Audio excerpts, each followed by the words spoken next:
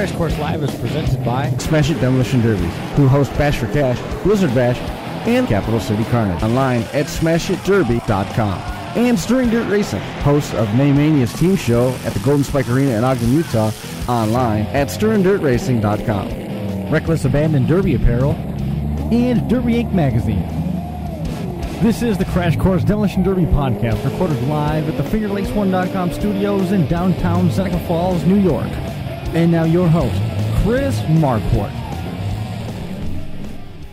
Good afternoon, good evening, and welcome to episode number 205 of the Crash Course Demolition Derby podcast. We're coming to you live from the FingerLakes1.com studios in downtown Seneca Falls, New York, here at the North Park building at Academy Square, fresh off of our flight home from Blizzard Bash. It was an exciting week. It was one of the deepest fields and one of the most even fields I think that we've ever seen there, and we were able to witness history, the first time a team repeating as Blizzard Bash champions, Team Kansas coming away with the win. It was their second time in the last 3 years that they were able to win that. No other team has done that, and it's a very, very short list of drivers who have won 2 Blizzard Bash championships. We'll recap all the team action. We're going to be catching up with a whole list of drivers right now waiting on the line as we speak. We've got Chad Markley and Tom Gegg. Guys, congratulations on the win. I know this was one that meant a lot to you.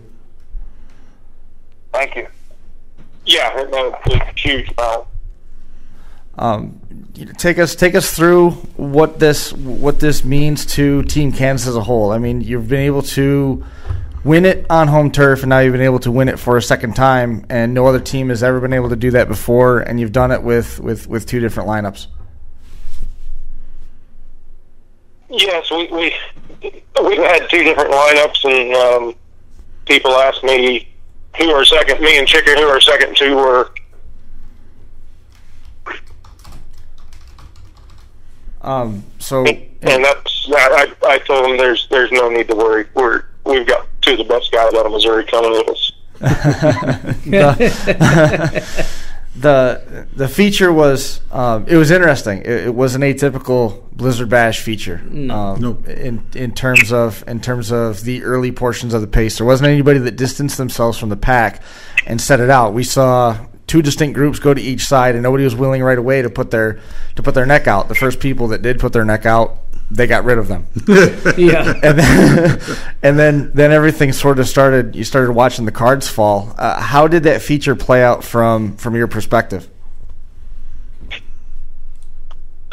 Well, as you know, once you get to the feature, there's plenty of politicking going, and you know, I was in some situations in the politicking I didn't necessarily want to be in with Nick Erlacher being on another team, you know, not of his making as a favor to another friend, which is an ex-Team Kansas, you know, guy and somebody we can trust, and the boys' cousin being Gage Sumner, it was a total nightmare for me. So I you know, I've been around the sport too long, got too many friends, and it was a rough decision to make.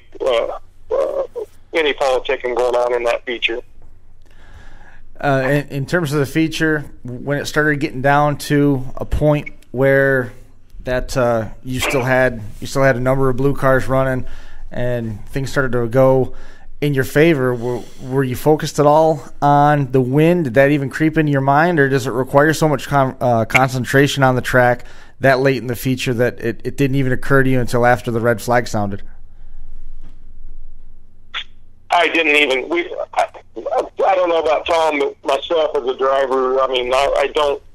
I only focus on the win, you know, when I can physically see the amount of cars left in front of me. Not, you know, I was just focused on whoever I was on at that point, finishing them off. That's usually how I drive my shows. How about you, Tom? I try concentrate on where my teammates are, if they're hung up, or if they need help, or if they're getting worked over, or something like that. You know, I try to focus on that more than focus on how many cars are left in the Derby. You know what I mean? Wasn't it pretty ironic, though, in a way, that the last 2 cars pretty much left that you guys had to go against? One was Don Santel, and the other one was Erlacher. Mm-hmm. And he had a lot of car left. You know, as I said before, Nick was on Team Kansas, so we know Nick very well. So we were not surprised him having a lot of car left, and you obviously can't underestimate Don, no matter what kind of car he's in or what division of Derby he's in. Mm-hmm. No doubt. Do you feel that the feature field that you got, or anyway the national bracket as a whole, for that matter, was that one of the deepest and most even fields that you've had at Blizzard Bash? I've been there in Kansas pretty much from the start, and everybody has caught up. The technology, except for my old junk that I still run, but everybody else has got all the new stuff, fangled technology and stuff. They've caught up with technology, and there's solid teams out there. It doesn't matter from top to bottom. You don't go. In the years past, you maybe could have pulled a few names out of the hat. Oh, I'd sure like to draw them guys first round, or these guys first round. And I felt like going into this year, there was none of that. You looked around, and guys, other veteran guys had stepped their belts up and their game up, and I think it was very, very equal field. How open was that feature field when you start factoring in stuff about the fact that you've got so many different heats that your car has to go through in order to get to that A main, the bad luck that some of these other teams have seen? Does that put any thoughts in your mind, like, this could happen to me? Not the bad luck part of their stuff. I build all my own stuff, and I've got trust in my work and trust in my pit crew, and if that kind of stuff takes me out, that's when I'll start quitting, because I've obviously forgot how to work on folks. That's awesome. How about you, Tom? I mean, you had a chance now to get a taste of the biggest, probably the biggest win that in Team Demolition Derby, and you were there right there at the end. Major contributions through the course of that feature. What's this mean to you? Just running with somebody like Chad, it makes to me, it's a big deal. Because not only do you learn so much, on the track, it's off the track that, just the stuff he knows about what car to hit where and how to hit this. And, if a car starts doing this, then you want to do this and hit him here with this. And it's like, Jesus, where the heck do I put all this stuff? And, you're trying to focus on one thing at a time, and Chad's throwing a million things at you right before the Derby starts, and it's like, all right, I guess I'll just see what I can do. But yeah, it's definitely the biggest highlight of my career so far. I run everywhere around here with against Vic Whaley and Don Santel and all them guys around here. So I'm constantly running against them guys, the best in the business, and then to run with somebody like Chad, it just makes it that much better. You know what I mean?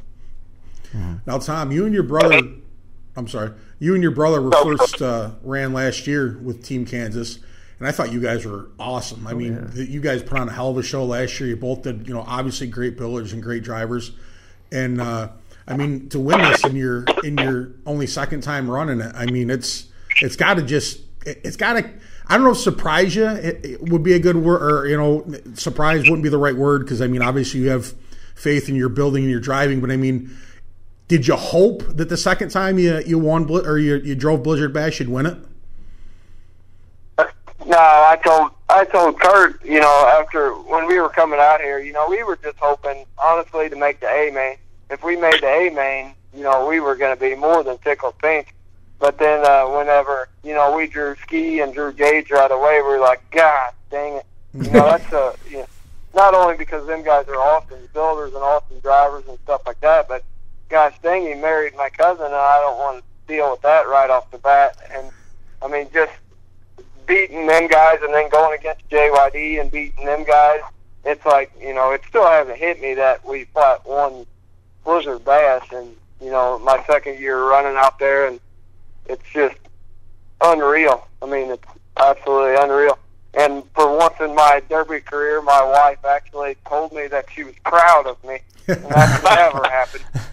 Well, that's cool. So basically what you're saying is you're not going to take the picture of Team Kansas with the trophies and put them on your Christmas cards this year. Yeah. I'll see you still at that point. Awesome. Well, I might have to. I'm a little ornery about stuff like that, so I might have to send some out. That's awesome. Justin Montgomery was driving on the team, and Kurt Gegg also driving on the team. You guys were very close to having all 4 cars running at the end, which we haven't seen happen since Team Underdogs won in 2014. That you guys were right on the verge of that. So I mean, what's that say about the team as a whole? Well, it says Tom's our weak link. I mean, that's the only thing I can see. That's fine. That's fine, Dad. I'm going to my house next year, but Kurt goes with me. That's right. No, that was totally just a little. I don't know. I mean, I knew the brothers have something you can't teach in the arena, and Chick and I talked a lot about it, and that's why we were there. They're true brothers, but on the track there was no doubt who had whose back, and that's why we had full. We broke one stick all weekend long. One time did we have to break one stick. Right. Mm-hmm. It's pretty impressive. Very impressive. Yeah, especially driving 25, 30 minutes with a broken arm. Yeah. Ben, we talked about how he is in the inspection line. He's sitting there, and all of a sudden he nudges me. He goes, something's wrong with his arm. I'm like, what? And he goes, look. He goes, he's only using one arm. Now, when I watch a demolition derby, I'm like, wow, look at that. That car's getting junked, and look at that. Ben is paying enough attention to tell that a guy's only using one arm. So, but yeah, Ben, and we were probably 10 minutes into the heat. Yeah. Yeah. And Ben noticed that, and I was like, that's pretty impressive. But yeah, I couldn't imagine driving in a derby with an arm like that. The good news is that Kurt is out of surgery now and recovering, and everything went smooth with that. And I think it's building off of the laughs of Tom being the weak link. He now has the same number of wins in Blizzard Bash as Jimmy Johnson, so he can't be that bad. Well, I met up with the boys at Arkansas Rumble. They're probably, what was it, Tom, 5-8 years ago? It's 2014. So we all went down there, and I hadn't met them before. And they came along with Jimmy, and they had nice rides, nice builds, and we drew the same heat with some top caliber guys. And I told the other guys that I can't work with them, and I'm with these two boys, and we went out there and made some junk. And after that heat, I told him inside, I said, look, you listen to Jimmy about building a car, but you start listening to me about driving.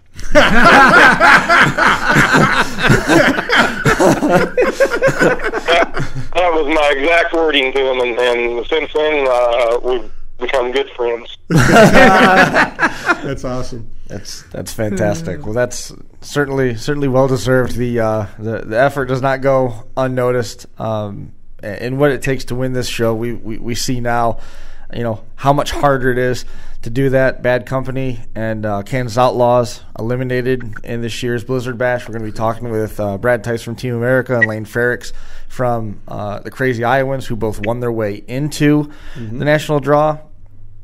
The rank and file now in that top tier. Oh, and Brent Clements announcing over the weekend that he is available as a free agent for anybody who is. I would like to give a huge shout out to Brent and Barry. We become buddies over the last year and a half after Capitol there last year. We've become pretty good friends and ran Spring X together and stuff. They showed up to pick up some cars, and they were knuckle deep helping mainly Kurt, because we had other people helping Tom. But I mean, they did nothing but bust their butt on them cars, and we couldn't have done it without them. That's awesome. Very cool. That's awesome. Hey, Chad, do you have any idea how many Chevy or how many GM wagons you've ran over the years? I used to wreck at least 10 or 13 a year for 5 or 8 years, and then it kind of slowed down. So a couple hundred. A couple hundred, I suppose, or 100. I don't know. I don't keep track, but I do know how to drive backwards. I still figured out that deal. Yeah, you do all right going backwards. That was pretty impressive how you're able to place those rails right in the middle of wheels going in reverse. That was crazy. Yeah, no doubt. But you do it long enough, I suppose you're going to become a master at anything if you put enough time in. No doubt. Chad, we know, and you've touched on that you build all your own stuff. I assume it's the floater run that you run in your wagons, right? Yeah, it's just a cheap old GM corporate 14 bolt. I thought it was something like that. That was impressive, man. I still have a strong spot in my heart for guys that just do it all on their own, go out and build their own stuff and don't buy it. That's pretty impressive. You even run the stock steering columns in them, don't you? Yeah. That's I had to build a new one. My old one got wore out. This one's probably got about 10 or 15 runs on it. Nice. That's awesome. If you don't need a new one, why get a new one, right? Yeah, why get a new one? And I assume your motors are 350s that you build? Yeah, just 355s. I've got a local machine shop, advanced engine in Salina that does my machine work, and we do the rest. That's cool. Like I said, after the feature, Chad, not too bad for a junky old wagon, huh? Not too bad for wasting a junky old wagon.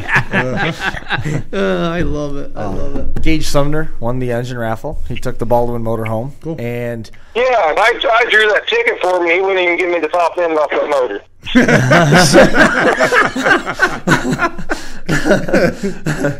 Least you could do is give me a face shield. Trailer, if you're interested in it, Chad. Jay ain't come picked it up yet. Oh, well, that's fine. I'll come get it. I don't know if you caught that, but the motor is on Tom's trailer, so perfect. It's available. It's available. And then Stacy Flynn, remember Stacy Flynn from up at Winter Slam? Yep. He won the 3100, the small motor. Yep. Cool. It's not a bad piece to put in his arsenal when he's getting his stuff ready for Winter Slam, I would guess. No doubt. Yep. It was very good. At this point, have we missed anything? The fact that you guys won the way that you did, only breaking one stick through the course of the weekend, running it with a broken arm. It was a stout field that you guys had to work through. It's got to rank right up there. Which one was sweeter, Chad? This one or the first one? There was a slight bit of controversy on the first one, but the first one's the hardest to get, but there's nothing better than the second one. The sweetest one will be the third. Oh man! I won't count them chickens till that hatches, because I'm telling you that show. I mean, I've been through. I can go back and start at the Dent Nationals running there, and the Baker Show at Adel, Iowa, hardest shows in the nation. Mayhem in the day. And now Blizzard Bash is the crown jewel of the demolition world. Mm-hmm. No doubt. I mean, I don't know who's going to rival it or anything else, because right now it is totally the show, just like all those were at their period in history. And hopefully we can maintain this and keep it sensible and keep the rules in check where we can make this thing hang into Kansas for a long time. Chad, you touched on the rules quick. Do you like the rule set that you have right now for that class, or would you like to see some changes? I would like to see some clarifications, but obviously we're fine with the rules the way they are. There's a few things I disagree with, and Tim and Russ are going to have 100 people tugging at them 100 different ways, and people from every state with different ideas, and they're just going to have to say no to everybody. I mean, I don't care if it's me or Gage or Butchie or Tom or who, but I mean, they're really going to have to stick to their guns, because I've watched too many guys give in to small groups and just ruin what has been built up over the years. I mean, Todd Dubay did it. He gave in. I mean, that was the greatest show in America when it was Stan's only somewhat stock show, and then he went crazy, went to kicker class and this, that, and the other, and I watched Mayhem go through the ups and downs, and now it's finally trying to come back around. They've got a good thing. Sam built an awesome show. All the respect. I mean, we all know that I've got my little black spot in my heart for him, but in all due honest and all due respect, he built a hell of a show. Mm-hmm. Yep. Yeah, he did. Well, like you said, you don't like counting your chickens before they hatch, with the third win. But hey, you got one big chicken on your team, so that's one you can count, right? Yeah. He didn't come from a bad egg, so we'll probably keep him around for a while. There you go. That's awesome. Anybody that you guys want to make mention of before we let you go? Go ahead, Tom. Any sponsors, Tom? I'd just like to thank my two brothers. I mean, I have three of them, but the other two, Nick, he never runs Blizzard Bash, or he hasn't yet. And Joe always goes hunting during the winter time. So, they help us out constantly on these cars, and that we would never get them done if they didn't help us. And my cousin Andy Biak, without him, there's no way we'd get anything done. We'd still be, in the parking lot painting our cars, huh, Chad? Right, yeah, that was a first for me. They tell me I'm usually last minute, but I always paint my car before I leave home. Well, luckily I had a paint gun and an air compressor because I got to paint 2 cars in the parking lot this year.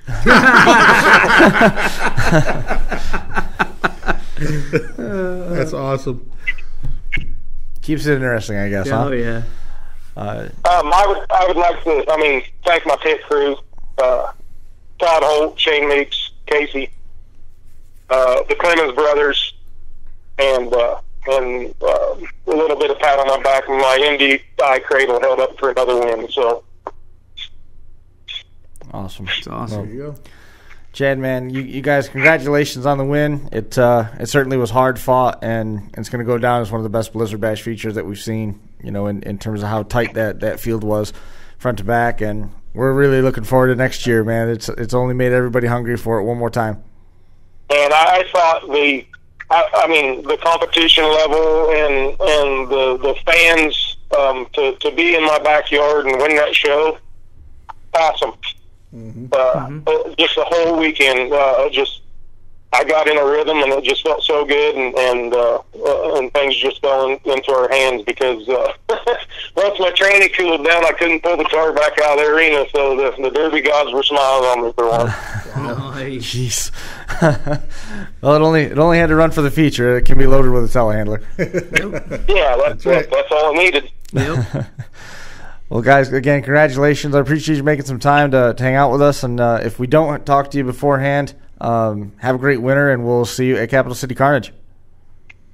I think so. Thank you. Thanks, guys. We'll talk to you soon. See ya. All right. There goes Tom Gegg and Chad Markley, the team winners from Blizzard Bash 2017. Was a fantastic feature. Yeah, it was definitely, and that's the thing we touched on. It wasn't the wide open, just junking stuff. There was a lot more calculated driving, but they were still making shots and they were still doing what they had to do. Nobody didn't want to get on that opposite end and get segregated out because, like Chris said, they got there, they were done. It was. It's. I'll think it was definitely interesting.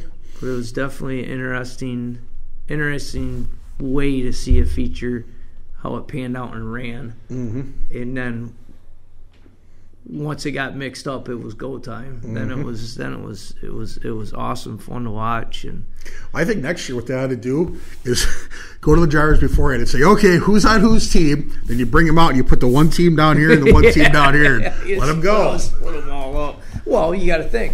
There's 2 other teams now that are going to be in that national bracket.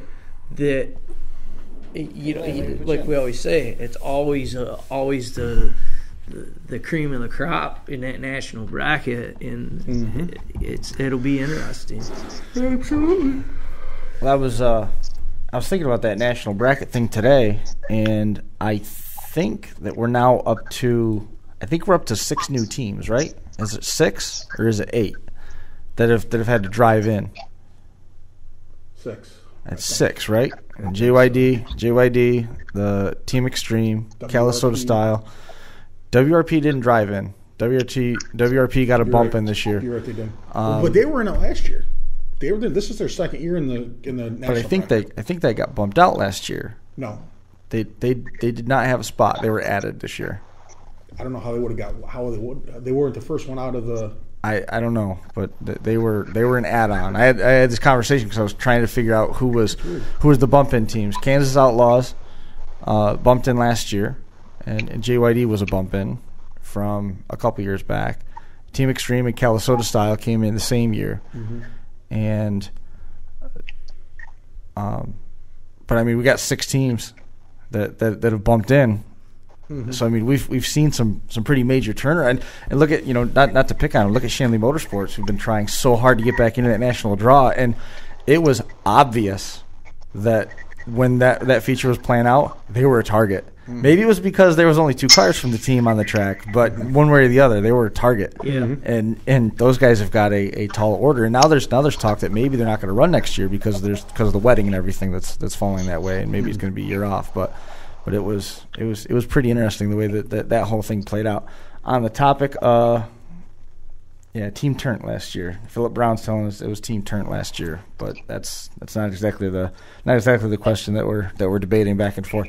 Laine Frerichs is one of the drivers that's on the Crazy Iowans team captain that has now punched their ticket into the national bracket, taking second in the qualifying bracket feature. That was a very, very entertaining main event on the qualifying side. Laine, man, how's the team doing? Is everybody still partying? Oh, we're doing good. We got back, assessed the cars, and just kind of enjoying it. Spending time with the family that we didn't get to spend while we were building these cars, and everyone's just kind of been taking their time. We've been talking quite a bit, just trying to figure out plans for the following builds, and just kind of taking it a little easy right now, enjoying it. What's this mean to you guys? We joked with Justin in the pits earlier in the week, Justin Frerichs, about if you guys won, it was going to be a party for days, and you guys didn't win, but you've got the spot, so it's got to mean a lot to you and all the folks that were waiting for you to get back home. Oh, it means a lot. We had been talking about wanting to do it since we started running down there a couple of years ago, whenever that was, and we've been so close a couple times, and then it seemed like we were just always a target with good cars, and then we were a little worried, with Team America having such great cars, and we were a little worried with all the great competition out there. We were just kind of trying to stay hopeful, to see how we were going to make it through or whatever. And just ended up that feature against Aston. Our problems kind of started happening towards the end, and we just got lucky enough to make it. And then, we had a huge fan section out there that was cheering for us and keeping us all motivated to try to do the best that we could, and it ended up working out for us. We talked a little bit about how things play out, and that you got to find somebody to work with sometimes. It seemed like you guys, all the caddies, had made an alliance, and you guys were going to battle it out at the end, and then that battle played out at the end. So tell me first off, what it was like to run with Team America, and then second, how the caddies hold up. I had met Brad Tice a couple years back. I had talked to him. Justin and I had talked to him for a while, and he seemed like a great guy. Everyone down there seems to be pretty open, and they kind of tell you how they've done stuff or whatever. So that was how we kind of met Brad. And then the Cadillacs, we've had good luck with Cadillacs. I mean, really, when you build to these rule set, there's really not a bad car you can have. We are just more of an old iron kind of fan. We like to do that, so that way we have a little bit of a back end. But I think really there ain't a whole big difference, in my opinion, between the old iron. I think they all hold up phenomenally when they're built, especially to those rules. It's really, they're all really very tough cars. Yeah, they're tough. That's an understatement.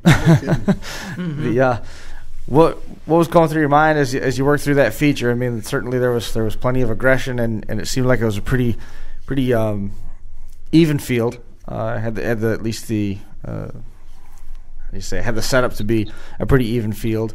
Did you go in there with a sense of confidence that it was yours to win?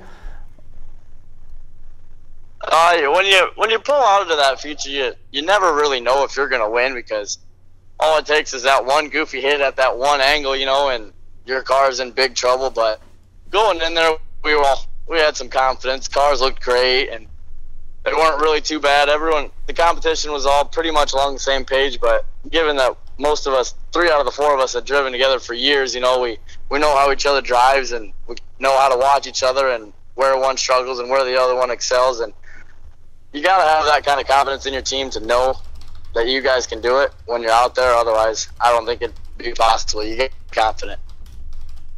Yeah, that definitely showed with your team. With your team, that definitely showed out there, and it's pretty ironic, pretty funny that that kind of on the same boat as Team America. I mean, those three, Brad, Matt, and Jamie Bowl, have drove together for years, ever.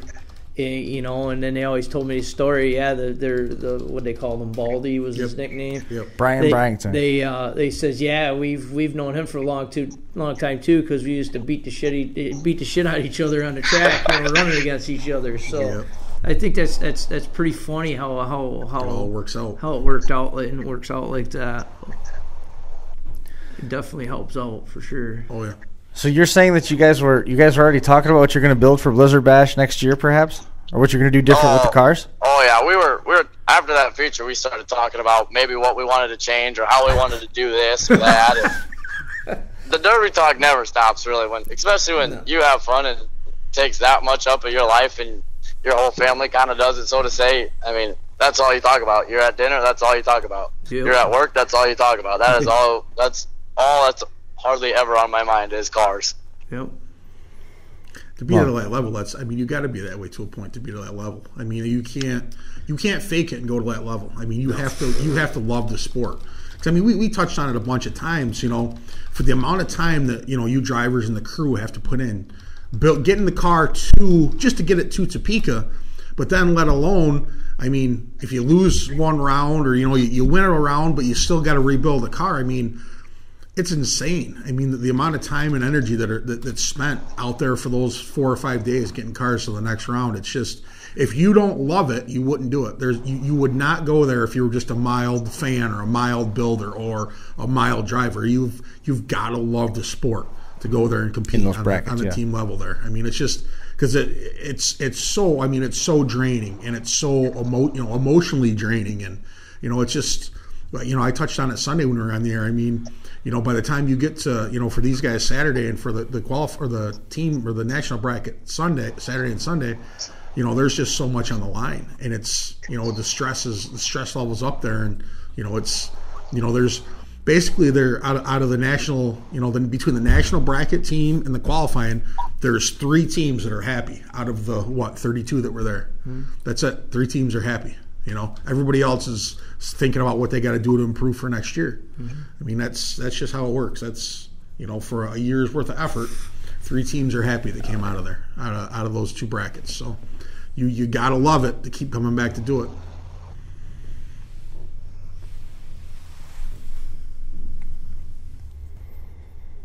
I'm looking stuff up. I'm getting to the bottom of that confusion, but. In terms of what you want to change to the cars or what cars you're going to select, are you sticking with what you've been able to find so much success with? Are you going with Cadillacs, or are you going to change it up? I think we're going to stick to cars we've had success with. I like to try different stuff, but that's such a high caliber show. You don't want to go with something you've never done before just because down there you are very limited to the time you have to fix your cars, and it's hard enough to fix. Like, example, we had a lot of training problems on our team, and the time we had to repair cars, that's what we spent most of the time on, was fixing trainees. So you don't have a lot of time to, if you're going to change the way you do your frame, you don't have a lot of time to try and fix that to make it work so it would have worked if you would have tried it the way you knew would work. Mm-hmm. Interesting. A lot of work, man.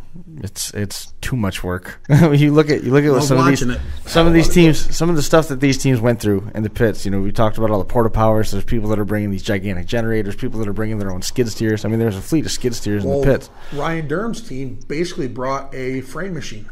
Yeah. Yeah.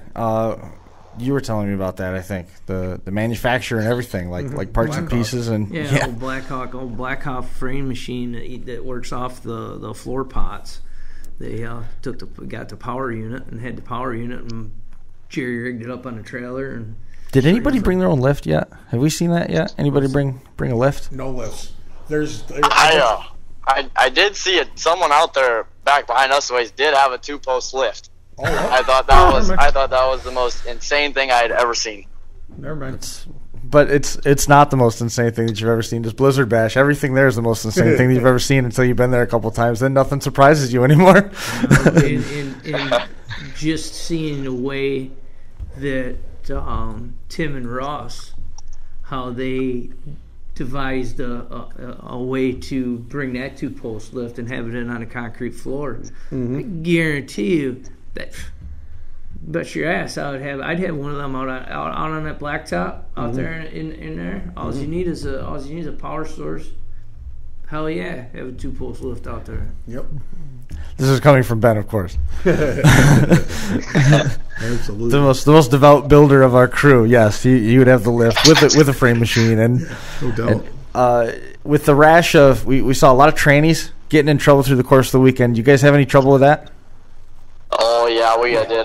Jerry, our teammate, we put one in after the first night and then blew that one apart. So we put another one in, and then he had troubles with that one. So we ended up we took the first one out in when we got there, put another one in, blew that one up, and then we put another one in, and that one held together for the feature for him. Along with that, I also had training problems after that first night, so we had to put one in my car also. And that's no easy task in those cars. That's not like around here. No. You drop training out and in between heats and put it back in. That's a process. That's a whole process. How much time did it take to do that? I think we had mine just about done in 4 hours. We had started working on the other stuff I needed to fix first, and we were just shy of getting it done in 4 hours. So we were pretty impressed with that. And then each time we had Jerry's done also. So it takes all that 6 hours you get to fix cars. It takes up a majority of that just to get a tranny put back in. Yep. That is insane. To do that tranny work is one thing. We saw a couple motors get swapped. Oh, yeah. I mean, there was some major transmission failures on track, major engine failures on track. I mean, the spectacle of that when that tranny came apart in front of us in the slow motion replay, where you could see the detonation, yep. Then the parts, and then when the fluid was running out in ribbons that were on fire, that was some great footage. I felt horrible for the guy because we were like, wow, this is so cool to watch. I mean, he just blew up a transmission, but still, all the same. Where did Jerry come from? Jerry was a heck of an addition to the team this year. I met him through Austin Johnson. Mm-hmm. They knew Austin had known I was looking for a team, and he had said something about Jerry, so I got his number from Austin, and I talked to him, and the first night I knew he was going to be a great fit. He fit in nice. You got to talk to him. He'd listen to you, and he'd tell you how he'd done things or whatever, and he told you he had no fear of running hard, and I knew from that first night I talked to him, I knew he was going to be a great fit. Well, he was. I mean, ultimately it came down. That was the last car running for the Crazy Iowans. I trust he's going to be back when you guys make your venture into the national bracket next year.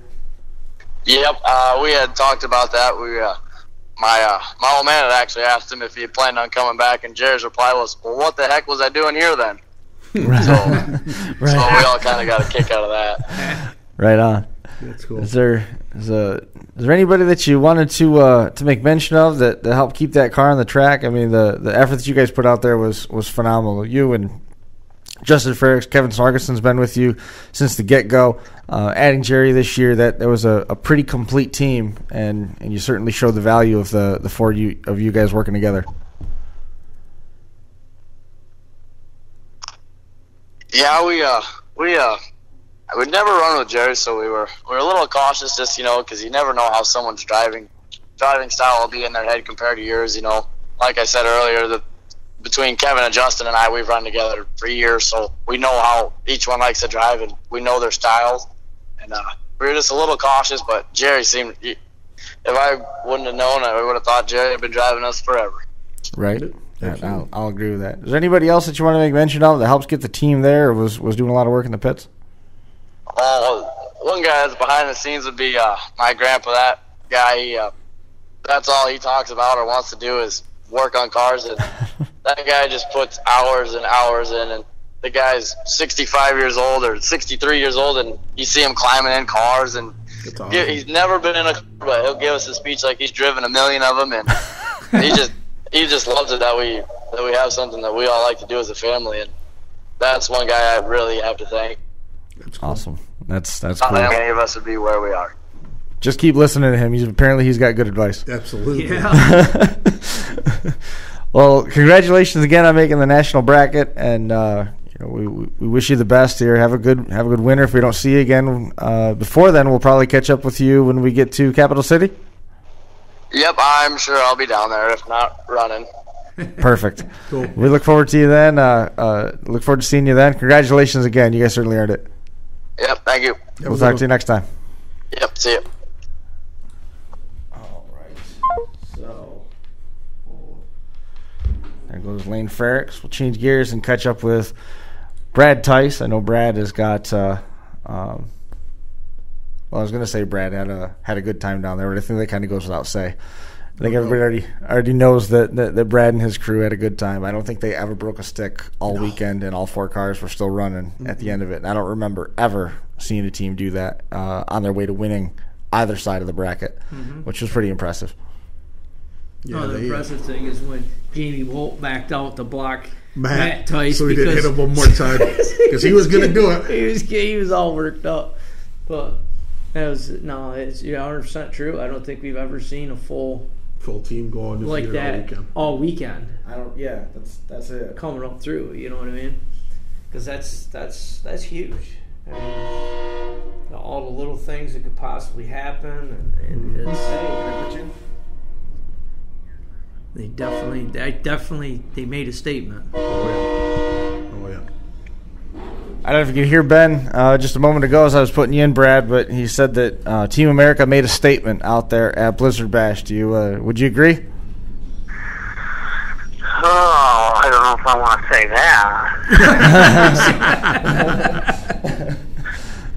that. When you go to the national bracket next year, you're going to go in and have a target on your back.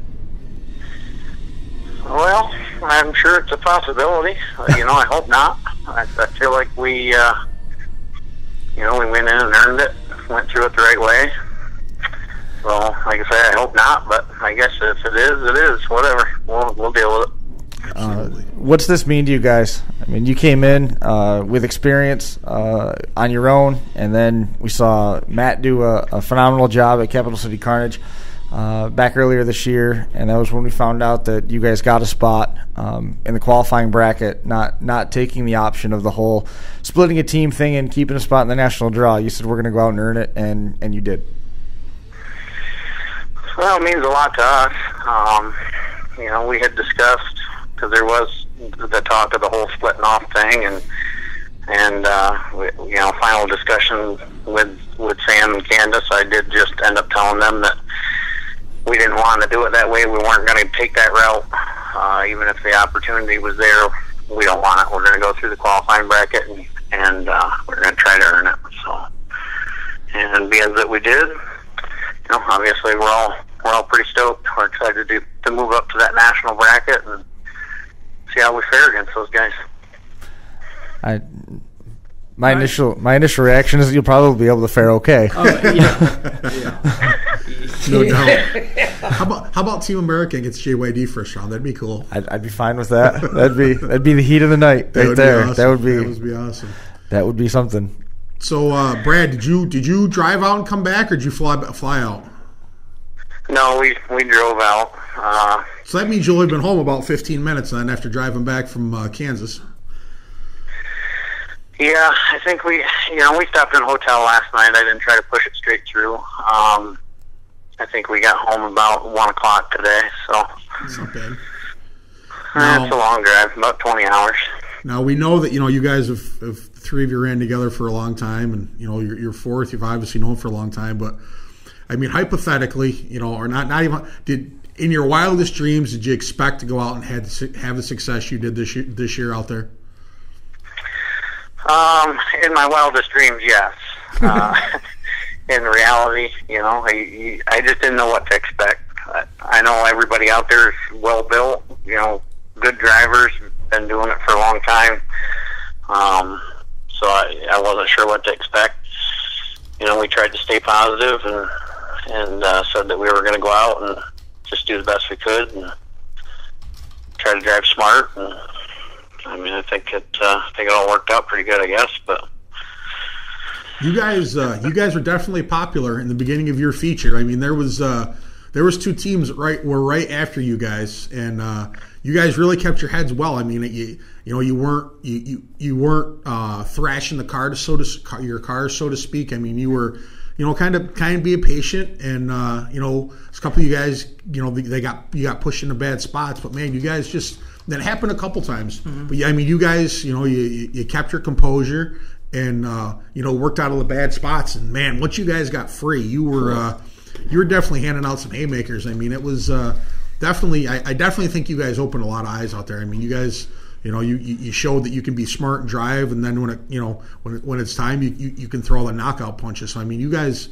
I was super impressed with the show you guys put on the weekend. Well, we definitely appreciate the support from everybody. I mean, it's actually been overwhelming. There's no doubt the red, white, and blue colors helped us out. Me and my brother are both veterans, and we were actually, how that came about, we were joking about what we were going to do for team name and paint job and stuff. And me and Jamie had run down to Hartford one time and painted our cars all up. I mean, spent a lot of time. They were really sharp-looking cars. And then there was this guy out there with a spray-bombed red, white, and blue car, and he won Best of Show because the cheering from the crowd was louder for that. So I was like, why don't we paint them up nice and go red, white, and blue? There you go. Get everybody's attention. But I think we got their attention, though. Oh, absolutely. Now, you happy you did your little testing, tuning, and R&D'ing over the earlier in the summertime? Because I think absolutely, running that local fair and making sure that my transmission issues were taken care of was a huge confidence builder for me. But on the backside of that, it did take a lot of time away from me on the cars, and so like the last 3 months here, we've been just non-stop. It was like having a second and third job in the garage, and it's tough with the families. They start to get a little bit annoyed with it, but well, the good thing is you got that part of the monkey off your back, so that's one less thing that you got to worry about, because you definitely tested them. Oh yeah, they definitely held up to whatever you wanted to abuse them out there. So that's definitely check that off the box, one less thing, right, for next year. Yeah, we hope so. Now, Brad, obviously, we were just talking about the love that you guys have to have for this sport to put in the time that you do. But how nice is it tonight to just sit on the couch and hang out with the family and watch some TV? I mean, that's got to feel pretty good too, doesn't it? And look at your big ass. Oh, absolutely. I told my wife, I said I've wanted to do this for months now. Like just it's good to have some downtime. Yeah. The kids have not seen me a whole lot because they're in bed usually by the time I come up from the shop. It just definitely feels good to spend some time with the family. What did the kids think when you walked in and showed them the big trophy? Were they pretty excited? Yeah, they've been pretty stoked. They made me a bunch of signs and stuff. My wife took out there, and they had up in the grandstands and everything. And the kids were here watching it on the computer, cheering for me and stuff. So they were pretty excited. That's awesome. That's the coolest thing. That's the coolest part about it. I told them I'd take them out next year, so there you go. They won't have to watch it on the screen. There you go. That'll be awesome. You already got your cars picked out for next year? I wouldn't say that, but more than likely, we know what we're going to do, yeah.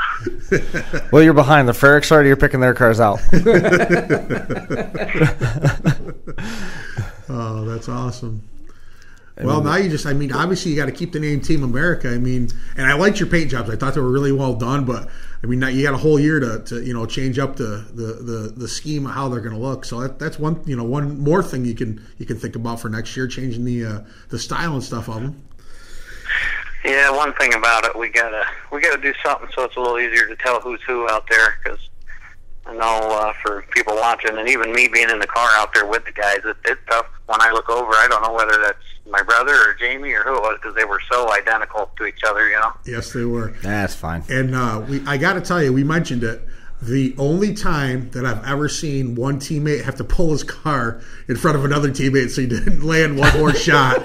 Your brother had backed up. I don't know if you could see it from where you were, but Matt had backed up about half arena, and he was going to throw just one more knockout punch, and Bolt pulled up in front of him, kind of give the calm down side, and then they got the checkered flag. But, gave him the that's enough. Yeah, that's the first time in the 4 years that I've been out there I've seen one driver have to try to calm down his teammate so he didn't throw another knockout punch.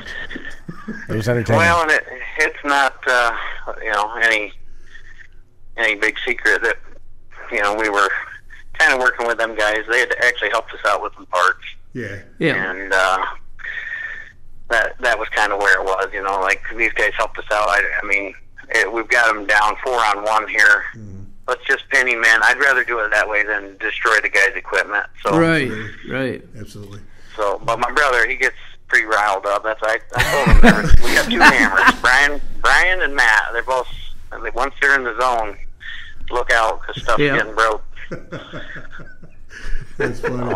Well, it's now we know for sure who the more calm and calculating Tice brother is, and who the one that's just throwing knockouts all night. We definitely have that figured out now. So, I don't know. I would both of them got the hair triggers. I think. Yeah. Well, Brad does too. But we Matt put on a hell of a show last year at Capital City Carnage. The Sunday night, we know who it was. That's true. He did. Yeah. He drove that thing deep. Yeah, he did. Got it down to second place. Yeah. For sure. Yeah, I couldn't be happier with the team of guys I've got there, for sure. I mean, like you say, we've run together for years, so that I feel is an advantage anyways, but absolutely. But I couldn't have any more confidence in them. Now, after demo, and the second most important question is, when does deer season open? Right after Thanksgiving. So you got a week to rest, and then you'll be out chasing deer. Yeah, there's always something to be done. That's for sure. Absolutely. Unless you're Chris Marquardt, then everything's just easy peasy and rolls together. I don't know if that's true. No problems. I'm not sure if that's. Well, I gotta get started on some apple pie for the New Year's Eve party too here at some point. Oh boy. Good. That just made him smile. Yeah, that made his night. That's good news. It's funny you should say that. I was over at the Holiday Inn today, and we were putting some finishing touches on that contract and getting ready for this weekend. We've got Friday night. We've got that indoor block party thing that we're trying out for the first time this year. It's just free to come to. Just want everybody to get together and hang out a little bit. The Derby season's over, and we could certainly use some time to kick back and relax with all of our friends. So you're welcome to come over to the Holiday Inn from 4 to 10, and we got Creekside Entertainment coming as a DJ. And then we've got the New Year's Eve party coming at the background. And I was just reflecting with them over at the Holiday Inn about how much I was looking forward to not being attacked by a linebacker this year. And now I hear the apple pie is coming, so that could be very easily out the window.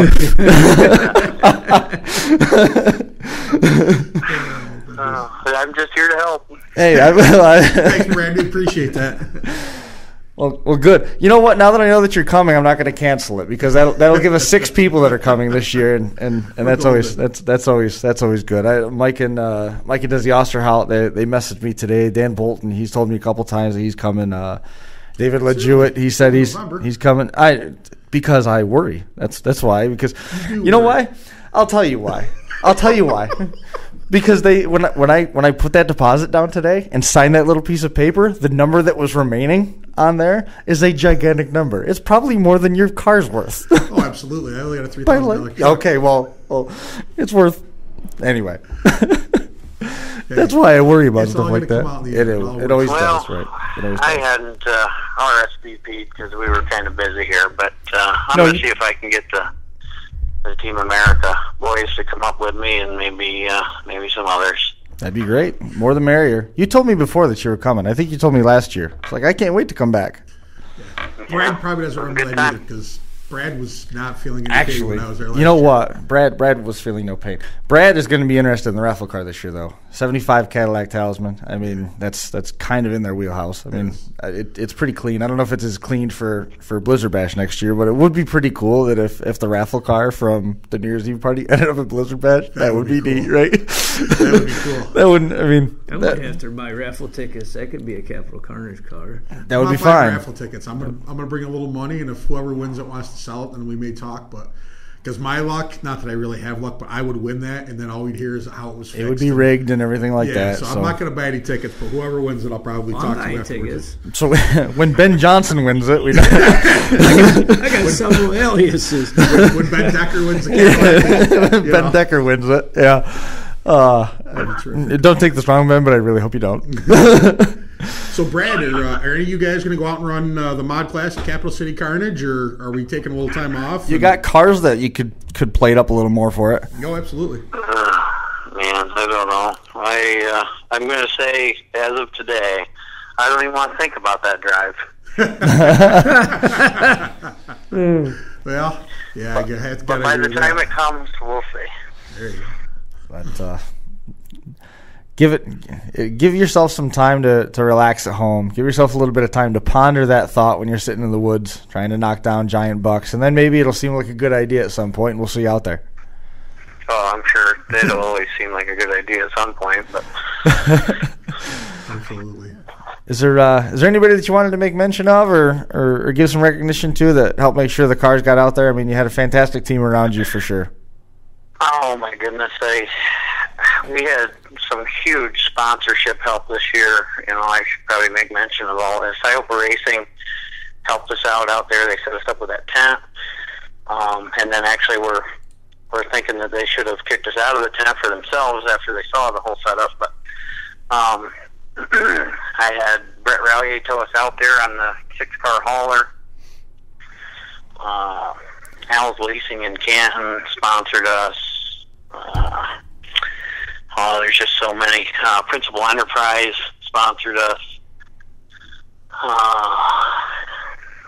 My engine builder, GFY Racing Supply, sponsored us with some fuel and stuff, and he built 3 of the engines that were in the cars out there, which ran phenomenal. Can't say enough about him. Bill Hurlbrink built my transmission. Joe Wilcox from Performance Automatics built the other 3. We've had a huge amount of support and help with getting things fine-tuned, and just it all come together. You know, it worked out great. Couldn't be happier. It sure did. Now, why again did you? Because there's only, but correct my math, but you only had 4 cars, but you used a 6-car hauler to get them all out there. Why might that be? Because of weight. Well, there's this thing with them being a little heavy. I took it down across the scale before we decided what we were putting them on, and the 4-car just wasn't going to cut it. How much did you say yours weighed? All 4 of them were about 7,500 apiece. Bad. Yeah, it's not bad at all. And the nice thing was there was just enough room on the front of the trailer. Brett brought his Mini Cooper out, so they had something to drive. Perfect. So here was these big, nasty Cadillacs and this cute little Mini Cooper in the front. So it was quite the truck going across the country. They scared it up on the trailer with the Cadillacs. Yeah, they did. Yep. You could have turned it upside down and loaded it on the hood and the trunk. There you go. It would have fit. There they go. Well, Brad, man, again, congratulations, and we are definitely looking forward to next year when you guys are in that national bracket. We are too, buddy. We'll see you out there, I'm sure of that. For sure. We'll catch up with you in about 6 weeks at the New Year's Eve party. Sounds like a plan. Thanks a lot, Brad. Congratulations. Have a good one, Brad. All right. See you guys. There goes Brad Tice. We got to switch gears now and track down Rob Heuer. Rob Heuer. Oh, Rob Heuer. We'll get. My bad. You know, Josh might be upset because the guys at Team America might sign more autographs than him New Year's Eve. That's fine. It means that it cuts down my Sharpie budget for New Year's Eve. Well, I mean, you have to pay Josh per autograph at the end of the night, right? You know, the biggest laugh that we got all weekend was when we told Eddie Chick that I was his consigliere.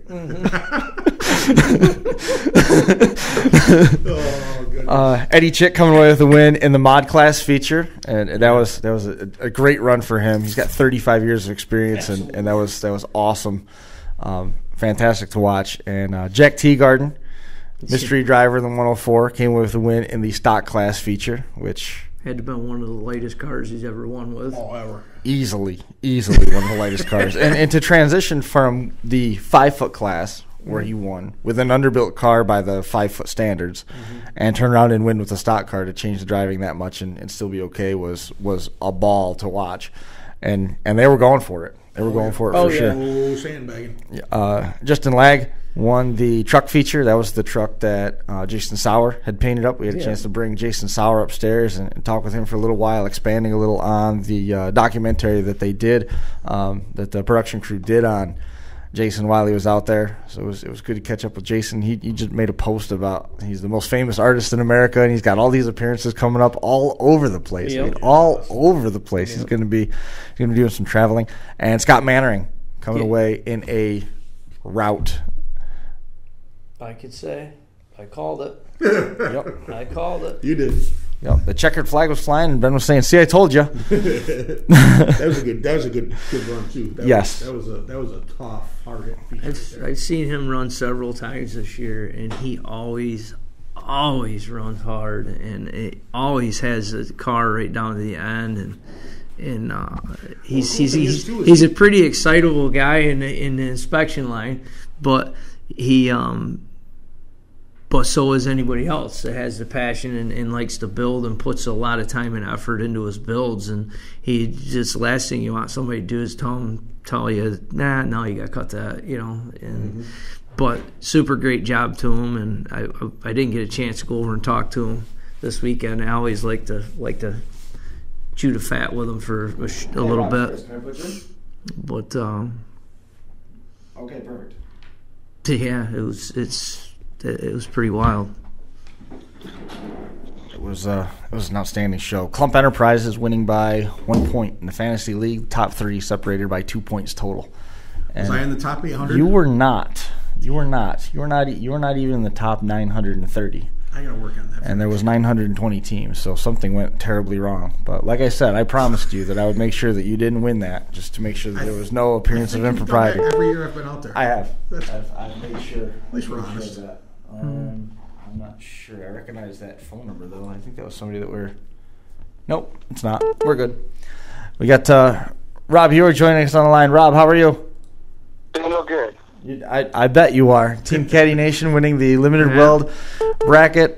Trey Heuer carrying the torch to the finish. You guys had to be pretty proud as that feature played out. Yeah, the way it shut down early on, I lost the wheel. Just kept pushing it. Looked over and Jake was pushing one. I'm like, man. Little while, we just kept in it. I did. Jake did. Trey's letting it all hang out, and Teddy, oh my God, he's driving backwards, he's driving forward. I'm thinking, God, this might not be meant to be. Of course, we were running with the Team Reapers, Corey Ludington, Jared Roth, Jared Haas, and Leroy Moore, and it's probably pretty obvious that you could see that. But the way it shut down, having 2 teams together, we ended up with one good one at the end. That feature played out amazing in terms of its conclusion with Trey winning that. Trey, which we were incorrect on, did not graduate. He's 16 years old. Oh yeah, he's yeah. His sister Kyla was at home about to have a fit when y'all. It's actually his twin sister. When they said he was 19 and graduated, she was about to freak, I think. She said, "So what? I'm 19 now," or something along those lines, right? No, she's like, "What are they talking about?" Yep, we were incorrect, and I almost want to say it might have been the Larson boy that had graduated about the same time. But now I'm completely upside down. It doesn't matter, but you know the future of the sport looking pretty bright with those two battling the way that they with those two battling the way that they were. There's a lot of young talent out there. Right, and actually he was at 15 years old last year. He was the last one running on our team. Yeah. He had a broken foot last year, didn't he? for Capital. That was a carnage. Oh, Capital Carnage, yeah. But still, he's got a lot of feature wins in the future, man. We see a lot of those black and green cars. He drove like a veteran. Oh yeah.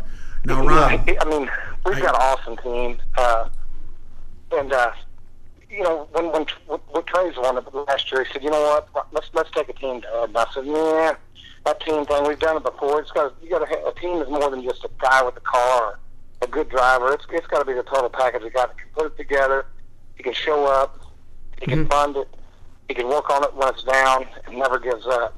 And he called me, we were on the way to a ball game. He called and said, Dad, I got it together. He said, it's Teddy and it's Gegg. And I said, man, I don't know how you got Gegg to do that, but we're all in, and that's how we put it together. Now, you mentioned that you had some trouble there. You lost a tire, and you know you made it a long ways without that tire, as great drivers do. But as a dad, standing on that wall, watching your 16-year-old son win a show like that, I mean, what kind of feelings are going through you? I mean, I've been wanting to ask you this question. I busted your chops a little bit at the hotel there when I shook all your guys' hands and congratulated you. And I was going to ask you that, but I didn't get a chance to. And you know, I think about some good things that have happened, you know, with my boy and stuff. And as a dad, I mean, what was it like to stand there and watch him win that feature? Oh, it was amazing. I mean, it's amazing. Just to people that know how big a deal that is. You know, that's a huge show. I mean, to me, it's the Super Bowl. He just kicked it. He just caught the touchdown pass at the Super Bowl. I mean, it doesn't get any bigger than that for us. And it was overwhelming. Short of that, when I jumped out of the car and I ran back up in the stands, you know, before it was over, it seemed like when I jumped out of the car there was 15 cars running. Maybe there wasn't, but by the time I got to the stands, one of my buddies, Chad, said, your boy's going to win this. And I'm thinking in the back of my head, when I turned out and looked, I'm like, damn, I think he might. He was doing a great job. I mean, he was picking his shots. And I mean, it wasn't like he was not hitting guys hard. I mean, he was laying some shots. Yeah. And the front of that Cadillac was very impressive. But I mean, it's obvious that he's paid a lot of attention to you, over the years, you know, watching you drive and stuff. And I mean, he drives just, you know, and obviously, I mean, you know, everybody that knows Derby knows how accomplished you are, and you know, knows about Teddy. But I mean, it's amazing, you know, how level-headed, you know, he is for that age. I mean, it just definitely, you guys are definitely, I mean, you know, that wherever you guys run together, you're definitely, you know, the ones that's got to be beat. But I mean, he put on a drive and exhibition. I mean, he really did a nice job. Ironic thing is where the final battle ended was right in front of the infamous section. He had a whole section of coaches right there going on, and it was awesome. It was awesome, and he definitely looked up to the stands. You know, he looked up to the stands, and he was paying attention too. You know, it was just. Did you see Teddy hurdle the fence and land on the track from the third row? Oh yeah, He wanted pretty excited. He wanted to make sure that clock was going. Rob was up there. Rob, how did the officials feel about you running the clock for him? It was the car that was out that fired up. Yeah, that's what got me on the wall, and that's what got Teddy. Yeah. Teddy come over there.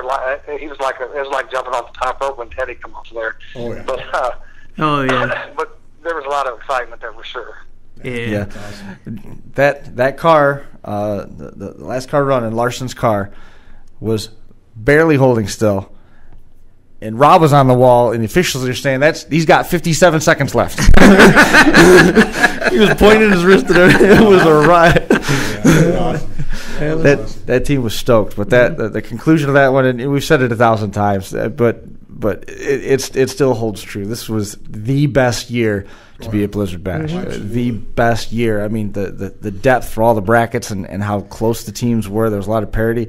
And there was a lot of black and green cars running together in the middle of that limited weld feature. And once it was time for them to start beating on each other, they turned on each other like right now. And it was a fight. It was a straight up fight. Those are great. It was just it was an awesome weekend for the section. Oh, yeah. I mean, really, I mean, Yeah, Eddie, everybody that went out of there. you know, Eddie Chick comes out, he puts it down, he called it too. He called it. And he talked finished to right him. in front of the section, too. He finished in front of the section. He called. He says, "I'm going to give these young boys a driving lesson." And I loved it. I love Eddie Chick. He's awesome, man. I've watched him run a long time, and he's just it's awesome. And to just see that section. I mean, they're noted for their cheering and they're having a good time up there. And it was just great that a couple of their drivers. I mean, look at Teddy. Teddy had the Mad Dog, was Capital Carnage. Right. He had a Mad Dog, and that was a great accomplishment for that group. Mm-hmm. And now you got Trey, and now you got Eddie. Now we got Eddie in the winner's circle and Trey in the winner's circle.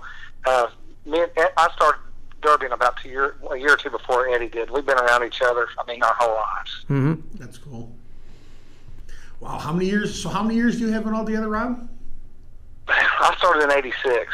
Wow. I think he started in '87 or '88. He's a little older than me, but I started younger than he did. Man, that's a lot. Look Think at about that. the changes that he's seen the sport. Oh, go I know. through. 86, 87, and I started in 88. That's crazy. Oh, yeah, we were running cars with windshields in them. Running cars with windshields. You hear that? Here's a question for you. What was your first Derby car in 1986? In 1986, it's kind of embarrassing, but a Buick Skylark, 71. Nice. Two-door. That'll work. Did you ever run any Mopars through the years? You don't have to answer did. that. I did one time, like a 71 Polaris, the only one I had ever ran. Everything else short of that was GMs, and then the first win I got was actually in a mid-size. It was like a Pontiac, same as a Malibu. One of my first two shows in one of those. That's cool. It's interesting. Cool. Nice. Yes. And then lots of old iron GMs, and then we kind of, 5-6 years ago went to Cadillacs, and went to Cadillacs before they really took off. And now, geez, it's hard to get a good deal on one of those. Yeah. If you guys would quit winning with them, it'd be easier for us other guys to buy.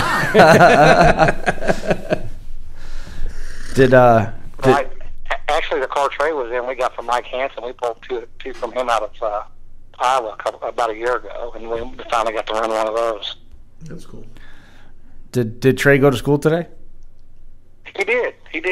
Good kid. Smiling ear to ear. Oh, yeah. I would have walked in with that trophy under my shoulder. I would have walked in every class and sat down at the desk next to me. Yeah. The oversized check, all of it. Bring it all in. Bring it all. I would bring it all in. That would be awesome. Say, this is why I wasn't here last week. Yeah. Stuff going on. That's awesome. But oddly enough, he's got to go to school. He's got to get excused. And the principal's up there, his mom tells him, there's kids that play football, there's kids that play basketball. They get hours off, days off, state championships. They don't go to school. This is his deal. And it's always excused. They're really we go to a small country school, but they're still cool about it. Yeah, that's awesome. That is awesome. It really cool. is. So after he won, now that he's won at Blizzard Bash, is the school going to give him a varsity letter? Absolutely. For demolition? That's a good question. They definitely should. Oh yeah, no doubt. Or at least give him an extra day on his homework. Something. Right? Yeah, a bar or something. Yeah. That's cool. Is there anybody that you want to make mention of that keeps the team going? Man, I got a buddy, Will White. We've known each other forever. And a few years ago, he started coming over and comes over more and more and more. And he really enjoys, being around. He's a lot of help. He's not scared to do anything when it comes to working on something. And he spends a lot of time. And then a young guy that mine and Trey's buddy, both Randy Calvert. He's kind of new to it, but that kid just wants to learn. And if there's not something to fix, he'll sweep the floor, whatever it is. He just wants to be around it. So that was the first year he got to come in, and he got to see us experience some success. So, he's addicted bad now. All the guys, I couldn't even mention, we wouldn't have time to talk to everybody that helps us at the track, but shout out to all those guys. They know who they are, that helped us weld, do whatever we needed, whether it was running parts. Of course, my wife, everybody that comes and works on the shop, my wife Kelly, they know she's a hell of a cook, and she keeps everybody fed no matter what. That's important. Yeah. They're my teammates, without Teddy and Jake. none of this happens, for sure. It's Ray. It's a group. It's a team effort. There's a lot of good. One more person really I'd like to give a shout out to, because he set the whole thing up too. And I've never really talked to him, but John Green pulling off that win in the consolation probably set this whole thing in motion for us. Absolutely. It was pretty impressive. John Green winning the consolation for Team GH Graphics, which was right, because that took the Nebraska team out, because that beat them routine. Yeah. So that's one of the best teams in the nation. No matter what anybody thinks, they're some of the best builders, the best drivers. Those guys are top notch. Absolutely. Yep. Rob Heuer, Trey Heuer, Teddy Papadopoulos, Jake Reed, the quartet that won the Limited Weld Bracket. Rob, man, I appreciate you making some time for us. I know we were a little late getting to you, but we weren't going to fit you. Tony Brellinger going to be coming up right after this. Rob, we look forward to catching up with you. We'll see you at Capital City Carnage. We'll be there. Cool. All right, we're looking forward to it. We'll see you then. Take it easy, Rob. Okay, thank you. Thanks, Rob. There goes Rob Heuer, somebody that we need to make mention of, Josh Adams. If you don't know his name, you do now. If you didn't know his name, you do now. I've never seen a car get that torn up and keep going. The whole frame rail section getting ripped off of the left front corner back about as far as the firewall. And it was just awesome to watch. It looked like somebody grabbed the core support and twisted it about 15 degrees. I mean, the whole... And the radiator had molded right around the front of the motor. Well, it wasn't the motor; it was the front of the engine cradle. And he was definitely Sideways. definitely doing R&D work for that. Oh yeah, yeah. That was definitely. Did we ever find out what IFD? Yep. I'm here to tell you, I'd be having one of them in my garage. Yeah, that was impressive. Because there hasn't been. Well, I don't know. I know Tice tested out whoever he had headlight to headlight. He tested their cradle out too. Yeah, he did. Yeah. But IFD makes a nasty cradle. Ski makes nasty cradles. I mean, they all make nasty cradles. Hoffmeister. That's the first time we saw one used. We've seen one battering ram. We actually seen an engine protector actually be an engine protector. You know what I mean? To literally, you know, I would actually. I mean, I'd like to see what it looks like. Yeah, I'd like to see if it blew the motors apart. You know, blew the blocks apart. I'm sure it did. It was amazing. Yeah, that was cool. And You've seen a lot of wrecked cars over the years, and that was the first time I saw something like that. That tore up. Yeah, you know, that was bad. The only other one that I've seen tore up that bad, but at least the front bumper was still on it and the rails, but the whole front clip was gone, was Englehart's Imperial. Yep. At Brookfield, when him and lost his name again. Not Greeny, but Beersy. Him and Beersy were beating the hell out of each other. We've got the one and only Tony Brellinger joining us on the phone here. Tony, I know we're running a little bit behind, but want to make sure that we got to you for sure. Team A2S, another team in the compact bracket who almost had all four cars running at the championship. You guys had an awesome run in that main event. Tell us a little bit about it from your perspective. Oh, you know, it was quite the show. Every time you get in that arena, it's kind of puts you on the spotlight. You get a little bit more nervous than normal, but I was able to keep my cool, which is something I've really been trying to work on here lately, and it paid off in the end. You know, we all stuck together and drove real well. Absolutely. John Lohman, TJ Irvin, Nick Austin were the final three running in that, and Tony was right there. I think you were down to like probably 5th or 6th overall. Yeah, that sounds about right. Is the way that played out. You know, you had a chance to sit there and watch as that all played out in the most up close seat that was available in the house from your own driver's seat. You know, how nervous were you getting as the field whittled down further and further, and you still saw your teammates running? You know, I broke my stick off, and as I was watching, you know, I guess I get a little animated. I think I hit every single thing inside of my car with my broken off stick, kind of in excitement. So it was a good view from where I was. And then when I saw that fireball and he break his stick off, you know, it was coolest feeling ever, getting out of that car knowing that we had won. Absolutely. Yeah. What's this mean for Team A2S? Well, I can tell you for Team A2S, as far as me, I'm taking a long break.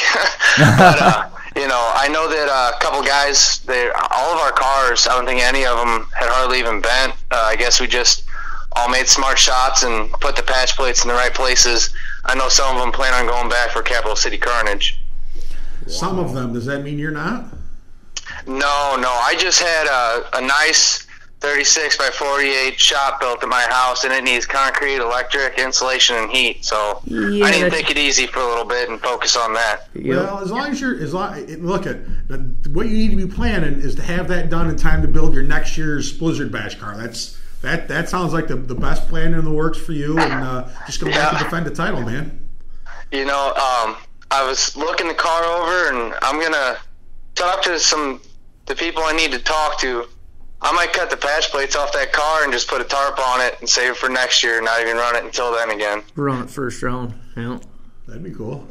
100%. That's interesting. So it bent that little that you could cut the patch plates off and still be confident in that car. Oh, without a doubt. Yeah, I mean, I even had a stock motor mount on the motor side, which almost everyone that has a cradle, they got some kind of protector there that'll catch the frame when it starts to bend a little bit. And, I had two tiny little kinks that I know I could easily fix once I get the patch plates off. But, our heat, it went so quick, I think there was 3 guys out within 45 seconds I made a couple wheel shots and held them in the right places for my teammates that I didn't really put my car to the paces that much in the heat. What took you out in the feature, Tony? All of our teammates, we stuck real close together. It seemed like every single person that hit one A2S car had 4 cars on them instantly.